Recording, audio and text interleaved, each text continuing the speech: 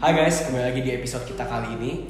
Kita kedatangan tamu yang sangat spesial. Kembali lagi dengan host kalian, ada gue Erwin dan gue Vanessa.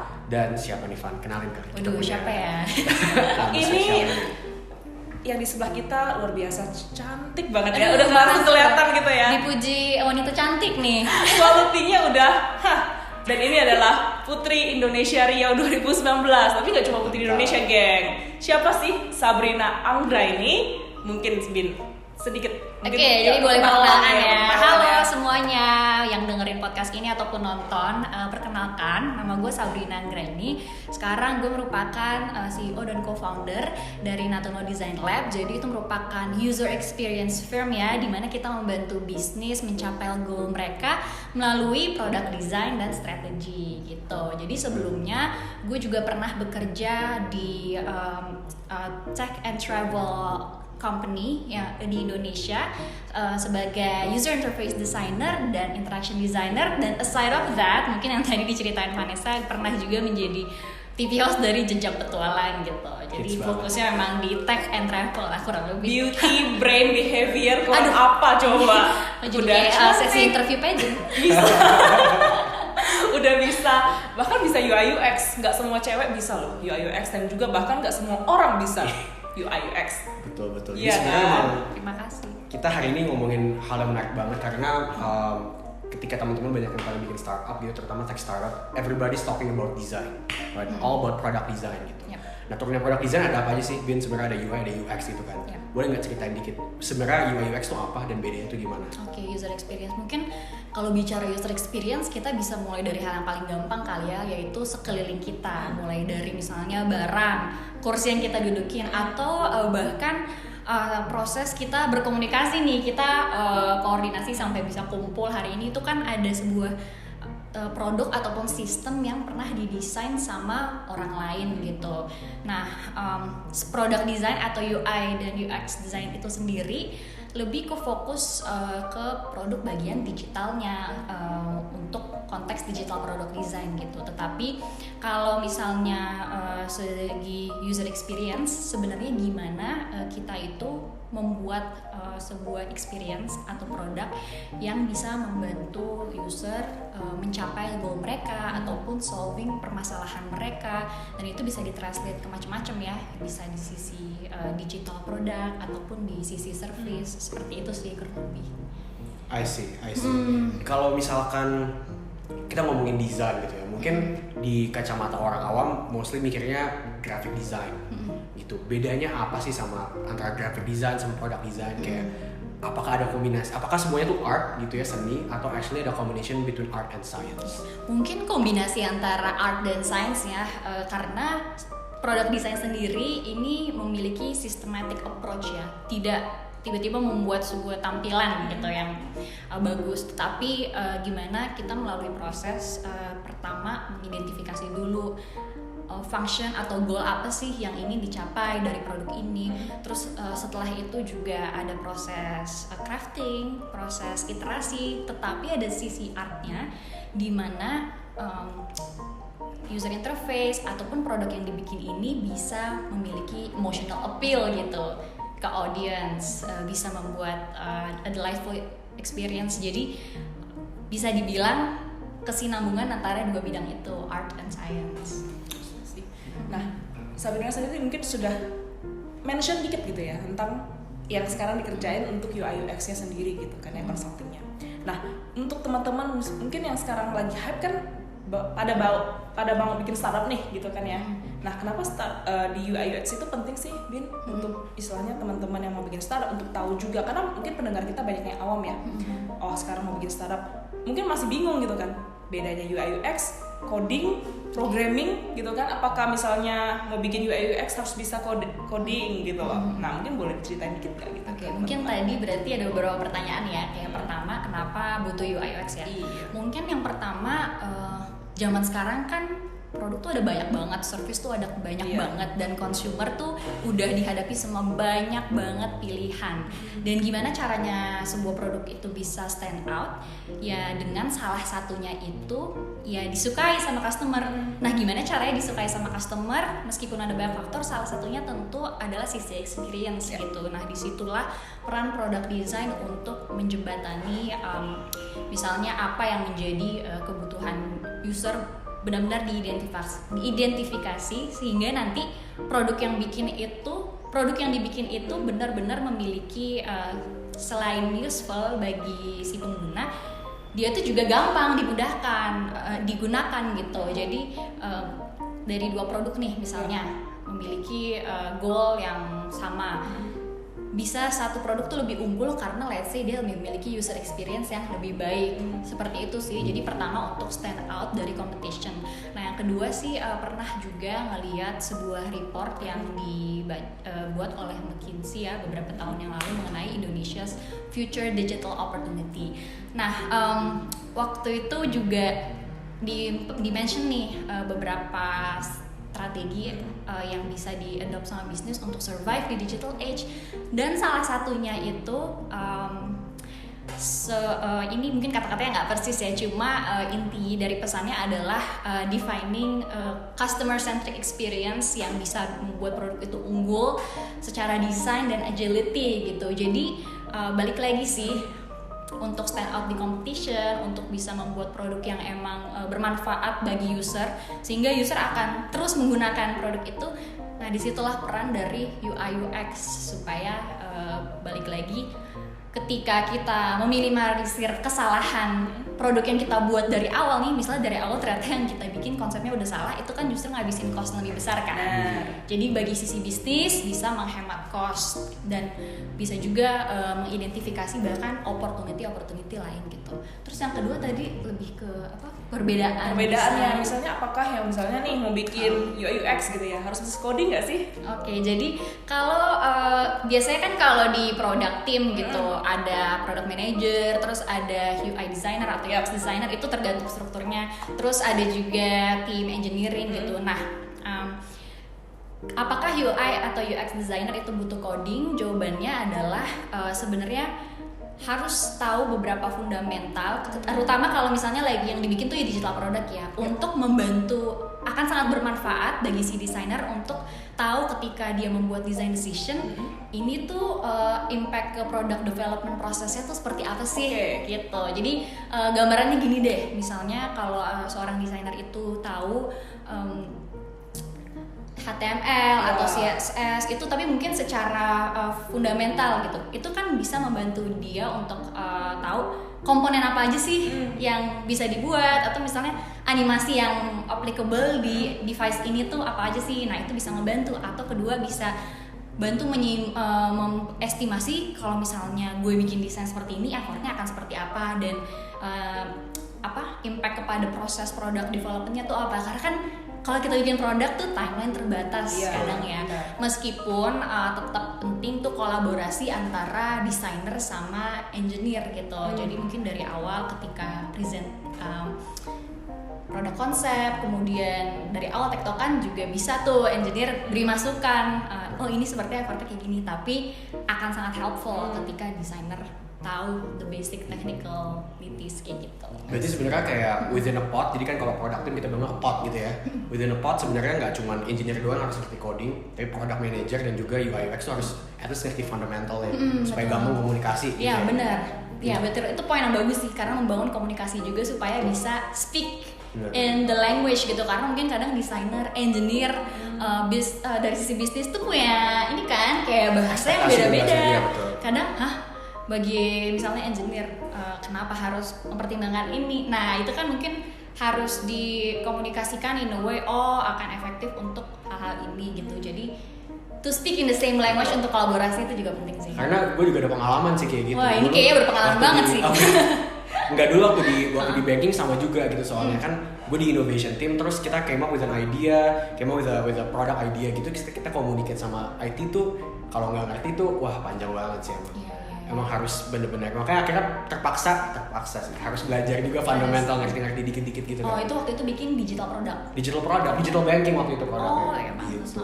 Tapi tadi menarik banget nih Bin, lu sempat mention tentang emotional value of a design of an experience gitu kan. Emotional kan susah buat di-define ya, susah buat diukur gitu ya. So how do you do that as a UI UX designer? Oke, gimana cara mengukur emotion? Tentunya emotion ini bisa secara kualitatif atau kuantitatif sih gitu. Jadi misalnya pas awal-awal membuat produk, di set dulu nih secara kualitatif apa misalnya, mau kasih contoh apa ya? Misalnya mau buat HP ini deh. Jadi misalnya goal buat bikin HP ini itu pengen supaya user itu bisa mudah berkomunikasi dengan peersnya gitu. Terus misalnya secara kuantitatif gitu, berapa lama sih user ini misalnya spend time di sini atau conversion dari sini. Nah biasanya sih kalau emotional value itu bisa ditemukan dari aspek yang kualitatif juga sih, kayak misalnya ketika usability testing gitu, atau misalnya ketika qualitative study kayak bagaimana sih perceivement-nya user terhadap produk yang dia pakai. Nah itu bisa di measure. Salah satunya adalah dari misalnya produk ini bagi dia terasa simple dan juga engaging. Nah biasanya kayak gitu-gitu. Kalau sepengalaman gue ya, mungkin bisa ditambahin kalau kalian punya experience juga, biasanya didapetin di kualitatif gitu. Oke.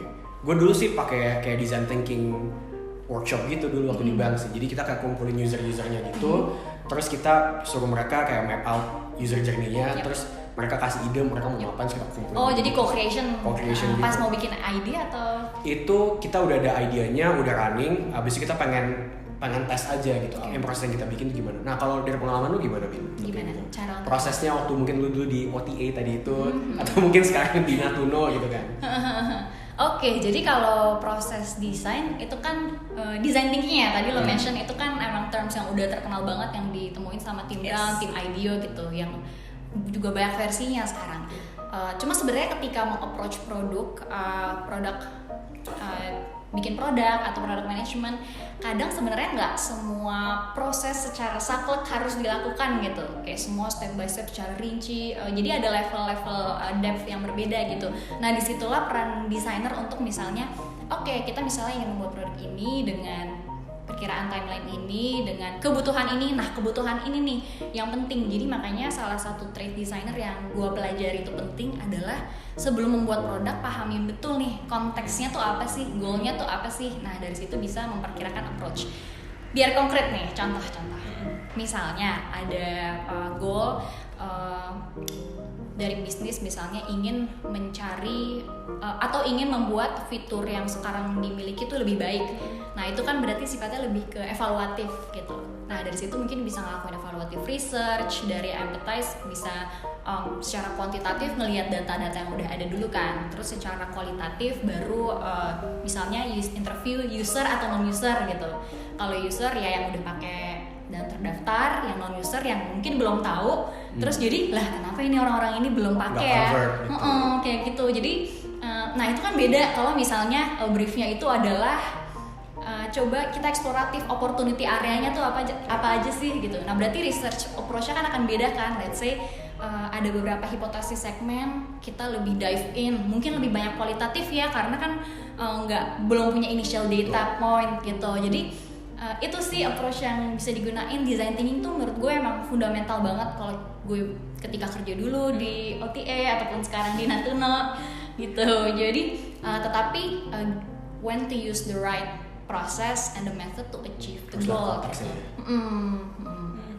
Oke, tadi mungkin Mira sempat mention salah satu skill ya, design thinking gitu kan. Is there any other skill gitu kan untuk menjadi seorang misalnya UI UX designer yang baik gitu? Oke, jadi kalau pertama itu mungkin yang paling penting memahami konteks understanding yang dalam terhadap apa yang ingin dibuat, paham betul misalnya secara hipotesis ini arahnya tuh mau kemana sih, memahami requirement itu sebelum actually dive into the design gitu. Karena kan maksudnya menghindari langsung jumping into solution, dan salah satu caranya itu sebagai desainer yang menurut gue sangat bermanfaat sih dan gue pelajari juga selama bertahun-tahun ini adalah harus bisa itu gitu. Nah yang kedua mungkin kalau dari ini macam-macam role ya, mungkin campuran, misalnya dari sisi user research atau UX design gitu. Mungkin not ya sebenarnya title user research, UX design itu bisa beda-beda nih di tiap company. Maksudnya ada product design yang dia end to end, ada yang product design ternyata dia UI. Jadi mungkin sorry kalau misalnya ternyata mungkin nggak definisinya beda nih sama company kalian gitu. Jadi misalnya kalau user research itu pertama gimana dia bisa mentranslate data yang benar-benar random. Dia field work nih, kan dapat data banyak banget, terus satu orang bilang gini, satu orang bilang gini, dan gimana dia bisa make sense dari data tersebut menjadi insight yang cukup actionable. Jadi analysis dan synthesizing skills-nya gitu. Setelah itu misalnya kalau UI designer, bagaimana dia bisa membuat solution yang ibarat kata bisa sesuai misalnya dengan design principle. Design principle itu misalnya target audience yang dia sedang desain itu orang-orang yang lebih low tech savvy gitu. Jadi kan dari sisi UI-nya mungkin nggak akan sama dengan aplikasi yang kita biasa pakai sehari-hari, sebagai misalnya kita yang biasa tinggal di perkotaan gitu. Nah sebagai UI design gimana dia tahu nih, oh berarti perbedaannya akan di size font, atau bedanya akan di komponen, gimana lebih straightforward, lebih nggak diumpet-umpetin, lebih accessible. Misalnya dia bisa mentranslate seperti itu. Terus misalnya bagaimana juga misalnya sebagai UI designer dia bisa ketika usability testing juga identify nih, mungkin gak UI designer aja sih, seluruh all product designer gitu, bisa melakukan usability testing dan identify kesulitannya tuh memang di sini. Dan biasanya tuh involve memang kayak user testing planning, terus pas eksekusi, dan bagaimana meng-capture-nya itu ketika field work. Banyak banget sih, mungkin ada juga misalnya tidak bisa membedakan apa yang menjadi bias kita sebagai desainer. Ini penting banget sih karena sering terjadi juga gitu.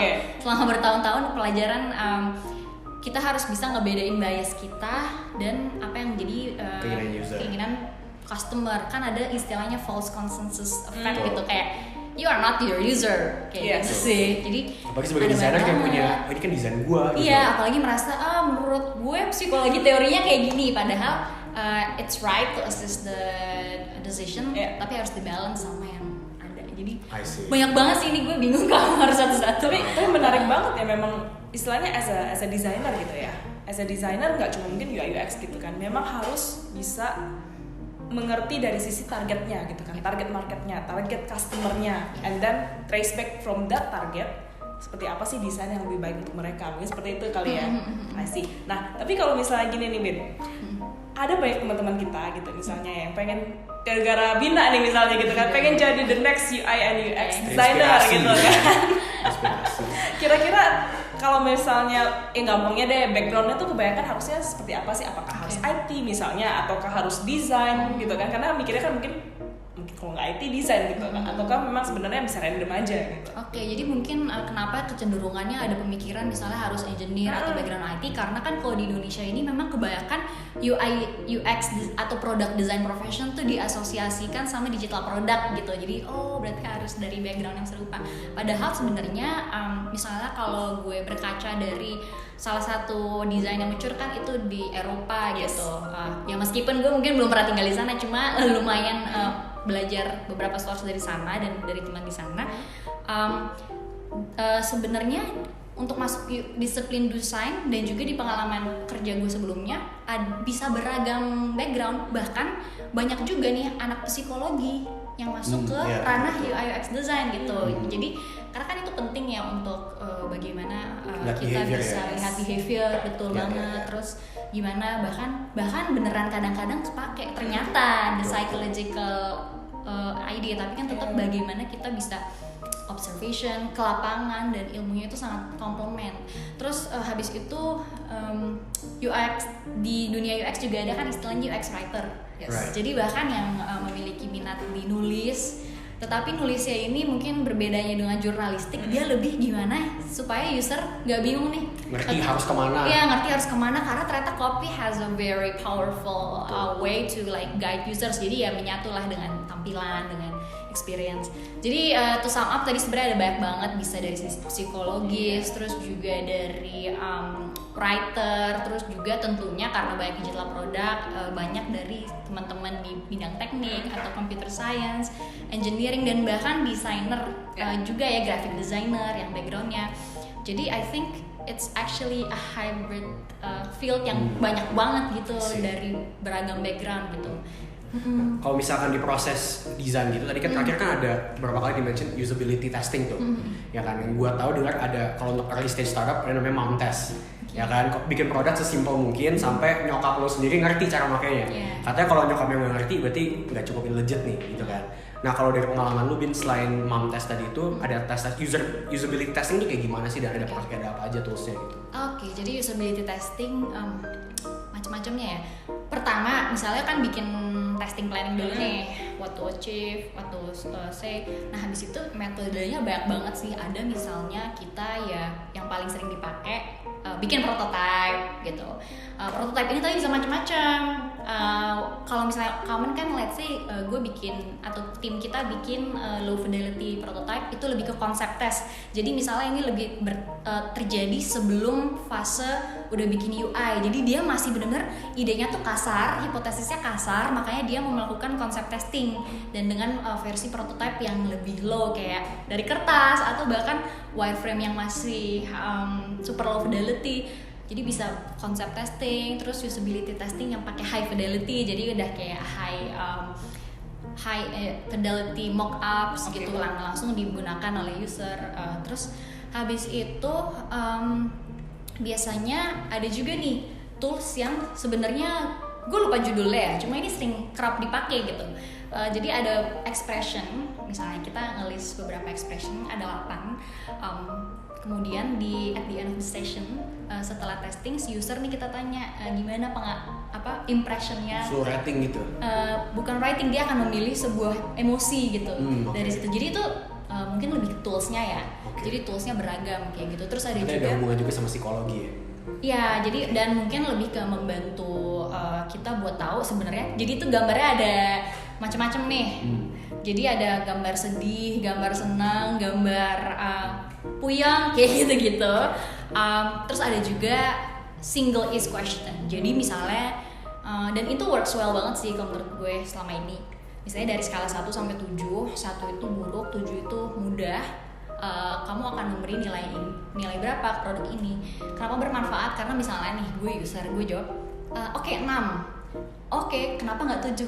Nah di situ gue bisa ngegali ternyata karena masih kurang ini gitu. Karena back again ya, mungkin salah satu traits yang gue belajari yang penting juga bagi desainer ini gue baru kepikiran adalah gimana kita bisa prompt user juga, terutama pas interview. Karena kalau kita cuma based on single questions terus nanya gitu, biasanya mungkin nggak langsung keluar. Mungkin ternyata kita harus dengerin dulu, terus kita gali, terus kita pakai, kadang kita juga harus pakai bahasa dia. Karena waktu itu gue pernah ya kayak ngelakuin research, tapi itu di waktu itu ke daerah Lebak, Banten ya. Waktu itu ke kepala desa, dan itu benar-benar pengalaman yang baru bagi gue, berbeda dari gue misalnya ngelakuin user testing di daerah millennials gitu ya, speak the same language. Tapi ini pas awal-awal gitu, jawabannya gitu doang, cuma kayak sepatah kata. Terus ini insight-nya gimana ya? Nah itu dia, dari situ gue cari tahu lagi nih gimana sih cara ngegali orang ketika let's say they don't speak the same language. Makanya mungkin penting juga buat immerse ya. Ini salah satu teknik research yang tadi design thinking, contextual inquiry. Misalnya customer service nih, kita mau research kayak apa sih performance mereka. Ya udah kita datang ke area mereka dan kita bisa ngobservasi kan seribet apa gitu pekerjaan mereka, kayak aduh ada call, ada apa. Jadi kita bisa capture ternyata emang se-frustrating gitu. Dan misalnya saat itu misalnya ketika lagi banyak calls atau komplain, terus kita bisa observe juga ya, benar kayak busukan. Observe juga kayak kesulitannya di mana sih gitu. Oke. Mungkin ini udah terakhir banget, Bin. Thank you banget lo untuk join kita. Tapi untuk teman-teman gitu misalnya yang pengen nanti jadinya UI design, UI UX design gitu kan. Menurut Bina kedepannya gimana sih potensinya? Oke, I think ini juga salah satu kenapa sekarang mengerjakan user experience consultancy ya, karena opportunity-nya ini sangat besar. Ya tadi mungkin aku juga sempat mention research yang mengatakan Indonesia's future digital opportunity, dan salah satu cara untuk unlocking itu adalah ya dengan creating good customer experiences gitu. Jadi pertama, opportunity dari segi produk digital ataupun service yang akan dibuat tuh semakin besar. Kedua, bahkan tidak hanya menyinggung private sector, tapi mungkin public sector sedikit demi sedikit juga, sudah mulai gitu. Karena mungkin UI UX tidak hanya startup gitu. Karena mungkin pengalaman gue juga tidak hanya bersama startup, tapi ternyata sudah ada misalnya institusi yang besar, tapi dia mau ke ranah digitalisasi gitu kan, butuh nih teman-teman yang misalnya memiliki expertise di bagian sana gitu. Dan ketiga, the field is very growing dan semakin mature sih ya. Mungkin kalau misalnya melihat yang sangat mature patokan, kita kan bisa lihat di Eropa atau misalnya di US gitu. Karena kenapa di Eropa? Karena misalnya dari design school beberapa tuh sempat belajar juga, dan maksudnya sempat observe, oh mereka kayak gini ya, dan tanya-tanya, walaupun gue bukan kuliah di sana sih gitu. Jadi the design field will be more mature I think in Indonesia, and I think that will be very exciting ya. Pasti banget sih. Oke. Jadi kita udah sampai di penghujung podcast kita nih. Thank you banget kembali ke Sabrina. Thank you, udah mau sharing guys. sama kita. Kalau teman-teman mau bikin startup gitu ya, mau cari design consultancy bisa ke Natuno Design, jangan lupa. Mau cari tahu caranya jadi the next Putri Indonesia, bisa Bisa kesini juga. juga gitu ya. Jadi banyak ini. Bisa bicara. Ya ampun. 3B. Amin. Terima kasih. Oke, jadi thank you banget semuanya. Kita sampai jumpa di episode berikutnya ya. Oke. Oke. Bye. Goodbye. Bye.